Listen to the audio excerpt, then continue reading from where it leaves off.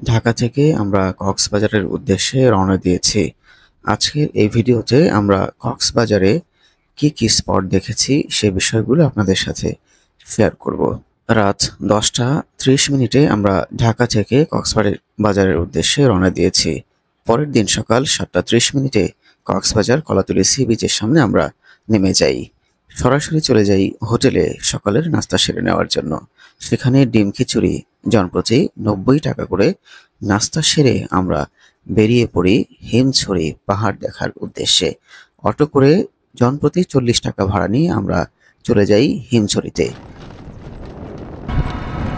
Kolatoli sea beach যেই মূল যে পয়েন্টটা, ওই পয়েন্ট থেকে অটো ভাড়া করছি। অটো ভাড়া করে এখন যাব হলো হিমছড়ি যে পাহাড় আছে, ওই হিমছড়ি পাহাড় দেখার জন্য।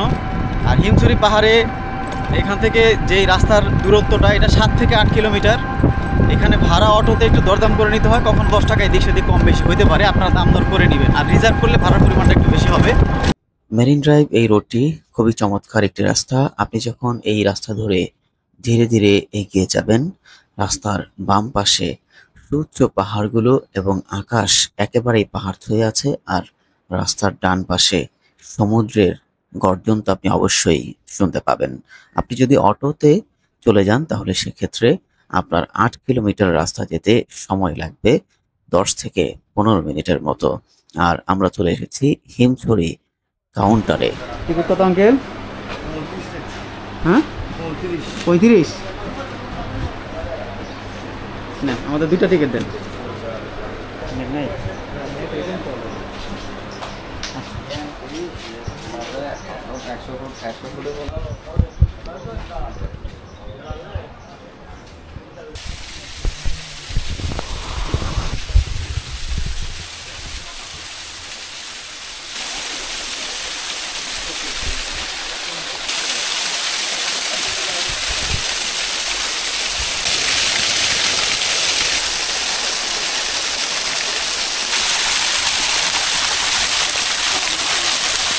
ছোটোখাটো কসমেটিক্স আর কি, যেগুলো অনেক বাচ্চাদের বড়দের বিভিন্ন ধরনের কসমেটিক্স পাওয়া যায়।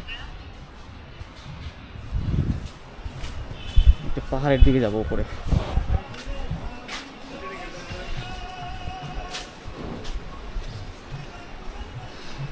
এই হচ্ছে সিঁড়ি, এই সিঁড়িটা দিয়ে উপরে উঠতে হবে।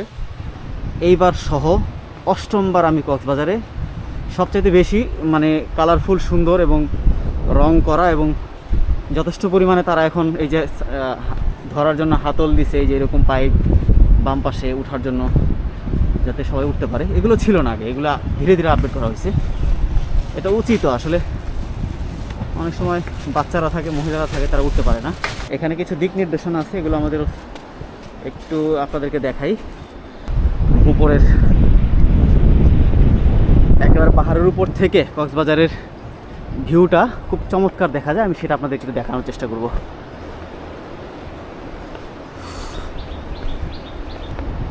এই পাশটা একটু খাড়া আছে, নিচের দিকটা একটু খাড়া কম। উপরের যে সিঁড়ি দুইটা আছে ওটা একটু খাড়া হবে।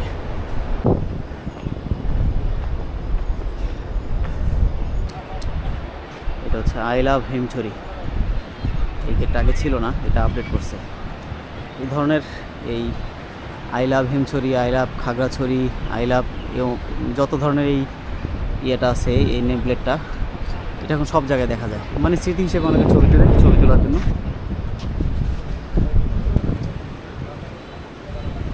ডাব কত করে ভাই? হ্যাঁ, ছোটোগুলো কত আর বড়গুলো কত? 250 কি জোড়া না সবগুলা? একটা 250। ঠিক আছে, মাশাআল্লাহ। একটা ডাব 250 টাকা। হ্যাঁ, এখনও মোটামুটি কমের মধ্যেই আছে আর কি। আর প্রপার ভিউ পেতে হলে আপনাকে অবশ্যই মানে সিএনজি অ্যাভয়েড করতে হবে, বা মানে আবদ্ধ গাড়িগুলো অ্যাভয়েড করতে হবে। যদি আপনি প্রপার ভিউ পেতে চান, সেক্ষেত্রে খোলা ছোট অটো পাওয়া যায়। সেই অটোগুলোতে আপনারা যদি রিজার্ভ করে আসেন, একটু ভাড়া বেশি পড়বে। বিভিন্ন সময় একা বা প্রয়োজনে পরিবার নিয়ে অনেক কারণে আসতে হয়েছে। বাট এবার হচ্ছে একজন বিদেশি একজন বন্ধুকে, অর্থাৎ তিনি ভারতের সিটিজেনশিপ, আমার এক ফ্রেন্ড, তো তাকে নিয়ে আজকে আমরা কক্সবাজার ঘুরবো এবং কক্সবাজার ঘুরে দেখবো আর কি। তাকেও দেখাবো আমাদের দেশের কক্সবাজার অন্যতম একটা সমুদ্র সৈকত, বিশ্বের মধ্যে নাম করা। তো এটা তার কেমন লাগে সেইটাও জানার চেষ্টা করবো এবং ভিডিও শেষে তার অভিব্যক্তি আপনাদেরকে আমি শেয়ার করার চেষ্টা করবো ইনশাল্লাহ।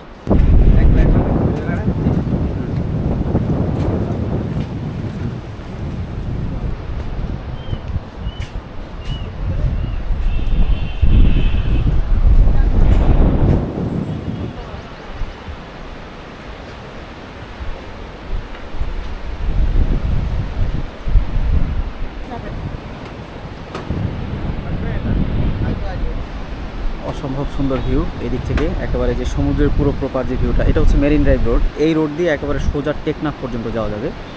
এটা কলাতলি সি বিচ থেকে এই রাস্তার লিঙ্কটা হয়েছে এবং এটা দ্বিতল বাসে ভ্রমণ করলে খুব অসম্ভব সুন্দর লাগে। আর এছাড়া আপনি যদি খোলা ছাদের কোনো অটো উঠতে পারেন তাহলে সেক্ষেত্রে অটো দিয়েও আপনি এটার সৌন্দর্যটা উপভোগ করতে পারবেন। আর এখান থেকে একেবারে যেই কক্সবাজারের আপনার কলাতলি সি বিচ থেকে হিমছড়ি আসার পর পাহাড় থেকে যে সমুদ্রের প্রপার ভিউটা, এই ভিউটা খুব চমৎকারভাবে দেখা যায়। আপনারা যদি মেরিন ড্রাইভ রোড দিয়ে ঢুকেন তাহলে একদিকে আপনি সমুদ্রের ভিউ দেখতে পাবেন, আরেকদিকে পাহাড়ের ভিউ দেখতে পাবেন।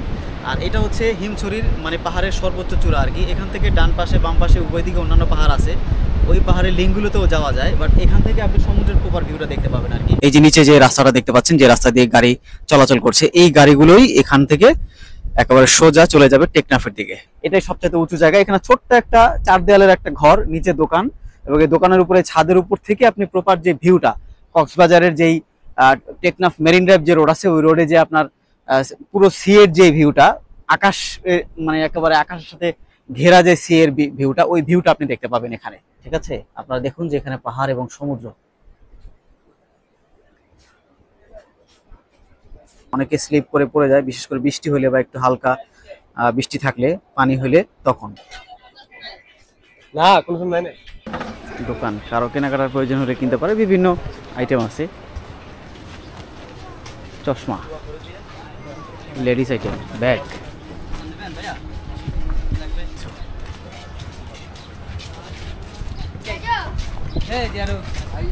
একেবারে রাত দিন একরকমের, এখানে কোনো সমস্যা নেই। কোনো সমস্যা নেই। না, ভাড়া ইনশাআল্লাহ অটো কত করে পড়বে এই হিমছড়ি পর্যন্ত? হিমছড়ি পর্যন্ত আপনি যদি রিজার্ভে যান 200 থেকে 250 টাকা রিজার্ভে। আর সিঙ্গেল যদি নেয়? সিঙ্গেল গেলে জনপ্রতি ডলফিন মোড় থেকে হিমছড়ি পর্যন্ত জনপ্রতি 40 টাকা আমাদের স্থানীয় ভাড়া। মানে স্থানীয় বা লোকাল পার হেডে 40 টাকা করে। 40 টাকা করে। আবার কেউ চাইলে রিজার্ভও আসতে পারে। রিজার্ভ আর অন্য কোনো যানবাহনে আসা যায়, সিএনজি বা অন্য কোনো? সিএনজিতে আসতে গেলে আপনাকে জনপ্রতি 60 টাকা, 50 টাকা, 70 টাকা ওইরকম নেবে। মানে অটোতে একটু কম আছে আর কি, হ্যাঁ। এটা একটু কমে আসা যায়, যাওয়া যায়। হ্যাঁ, তবে হিমছড়ির জন্য নির্ধারিত কোনো সিএনজি নেই। নির্ধারিত কোনো সিএনজি নাই, মানে ওই রানিং এ যাওয়ার পথে নামায়? রানিং এ যাওয়ার পথে। আপনি এখানকার স্থানীয় তো না? জি, আমি এখানকার আপনার স্থানীয়। কত বছরের অভিজ্ঞতা এই এলাকায়? আমার এই রুটে 13 বছর রানিং। 13 বছর? এই তাহলে তো রুটে। মাশাআল্লাহ আপনার ভালো অভিজ্ঞতা আছে না? আপনার কি নাম? আমার নাম সৈয়দ করিম। সৈয়দ করিম। যদি কখনো কলাতলিতে কেউ আসে, আপনি সবাইকে পর্যটকদের মোটামুটি হেল্প করেন তো না? ইনশাআল্লাহ। আপনার নামটা বলে দেন। আমার নাম হচ্ছে সৈয়দ করিম, আমি কলাতলি ডলফিন মোড়ে থাকি। সবসময় থাকেন না? আচ্ছা, ঠিক আছে। এই আঙ্কেলের ওনার কথা শুনে আমার কাছে খুব ভালো লাগলো। যদি এসে আপনারা কেউ ওনাকে কলাতলি সি বিচের ওখানে পান, ওনার অটোটা রিজার্ভ করেও চালাতে পারেন, অথবা ওনাকে নিয়ে হিমছড়িতে আসতে পারেন, বা অন্য যেখানে আপনারা চাইলে রিজার্ভ করতে পারেন। উনি খুবই ভদ্র মানুষ আমার কাছে দেখে মনে হয়েছে, এবং ওনার কথাটা শুনে আমার কাছে ভালো লাগছে। তো ঠিক আছে, ভালো থাকেন। হ্যাঁ, আপনার জন্য শুভকামনা, আমাদের জন্য দোয়া করবেন। হ্যাঁ ইনশাআল্লাহ। ঠিক আছে, ওকে, আপনিও দোয়া করবেন আমাদের ঠিক জন্য। আছে, ফিয়ামানিল্লাহ। হিমছড়ি পাহাড়ের উপর থেকে সমুদ্র এবং পাহাড় একসাথে উপভোগ করে আমরা শেয়ারিং অটোতে করে ফিরে যাচ্ছি কলাতলি সি বিচের দিকে। প্রচণ্ড রৌদ্রের তাপ, আর সামনে কলাতলি সি বিচে কক্সবাজারে সমুদ্রের গর্জন। বালু এতটাই গরম হয়ে আছে যে এখানে আপনি খালি পায়ে হাঁটতে পারবেন না। শুক্রবার কিংবা শনিবার না হলে আপনারা এই সি বিচটাকে আরো সুন্দরভাবে উপভোগ করতে পারবেন। সাপ্তাহিক ছুটি কিংবা বন্ধের দিনগুলোতে কিংবা লম্বা সরকারি ছুটিতে পর্যটকের এখানে যেন একেবারে ফুলঝুরি ছুটে যায়। বিভিন্ন বয়সের শ্রেণী পেশার মানুষ কিন্তু কক্সবাজার সি বিচে ঘুরতে আসেন। পাওয়া যায় নানান ধরনের ফল, ঘোড়া ইত্যাদি রাইড করার জন্য। তবে সতর্কতা স্বরূপ বলে রাখতে চাই যে কোনো পণ্য কেনার ক্ষেত্রে দরদাম করে নেবেন। বাংলাদেশের ওর যে হাতের সময় আছে, ওই সময়ের মধ্যে যতটুকু সম্ভব দর্শনীয় যে মূল স্পটগুলো আছে ওগুলো জাস্ট ওকে একটু দেখায় দেওয়া আর কি। আর এই যে বঙ্গোপসাগর, যেটা কক্সবাজার, যেটা বঙ্গোপসাগর, এটা কিন্তু ইন্ডিয়াতেও ওই ওদের দীঘা নামে একটা জায়গা আছে, আর একটা বকখালি সি বিচ আছে। ওটা ওই কলকাতাতে একটা বকখালি সি বিচ আছে, কলকাতা থেকে প্রায় 65 থেকে 70 কিলো দূরে। ওখানে আমিও গেছিলাম বকখালি সি বিচে, ওইটার সাথে আমাদের এই কক্সবাজার সি বিচের যে বঙ্গোপসাগর ওটার সাথে একটা লিঙ্ক আছে। প্লাস এই সেমটাই হলো ওদের যে দীঘা, ইন্ডিয়াতে যে দীঘাটা, দীঘা মানে যেটা আমাদের এখানে যেটা বিচ বলি, সি বিচ বলি, ওরা ওইটাকে দীঘা বলে আর কি।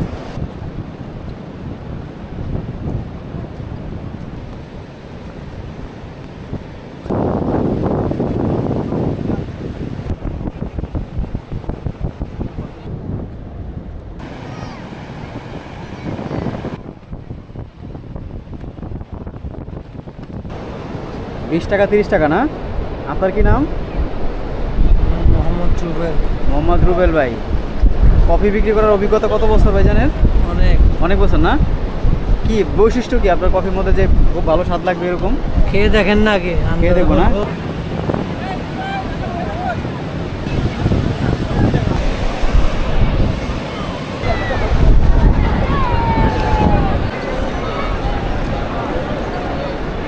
যেহেতু শুক্রবারে প্রচুর পরিমাণে পর্যটকের ভিড় থাকে এবং সেই সাথে নামাজ পড়ারও একটি বিষয় রয়েছে, তাই আমরা কলাতলী সি বিচ থেকে ঘুরে প্রস্তুতি গ্রহণ করে চলে যাই জুমার নামাজ আদায় করার জন্য মসজিদে। জুমার নামাজ শেষ করে আমরা সেখান থেকে সরাসরি চলে যাই সুগন্ধা বিচে। সুগন্ধা বিচে যাওয়ার পর রৌদ্রের তাপ কিছুটা কমলেও সেখানে পর্যটকের কিন্তু বেশ উপস্থিতি লক্ষ্য করেছি। আমরা সুগন্ধা বিচ থেকে হাঁটতে হাঁটতে একেবারে বিচ ধরে চলে যাই লাবণী পয়েন্টের দিকে।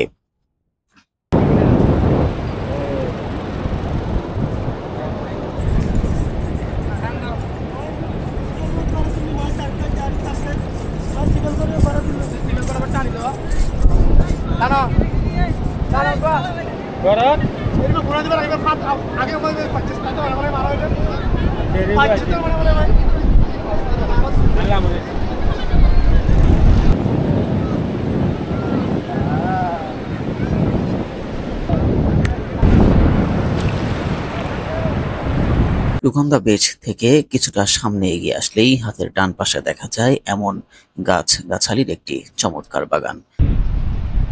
ঘোরাফেরার মধ্যেও নামাজ আদায় করে নেওয়া হচ্ছে। বাগানের ভেতর থেকে আপনি সমুদ্রের খুব চমৎকার একটি ভিউ দেখতে পাবেন।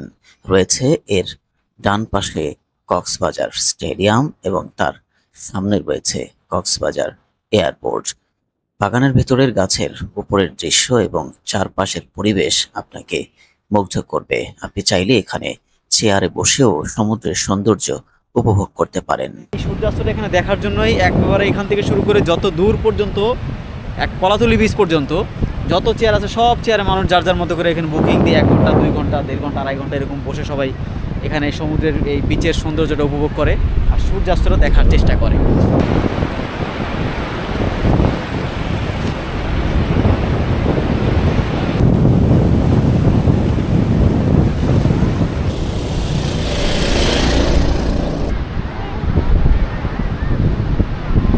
অল্প কিছুক্ষণের মধ্যে সূর্য ডুবে যাবে। উপরে মেঘ আছে, মেঘের জন্য হয়তো আরও আগেই ডুবে যাবে।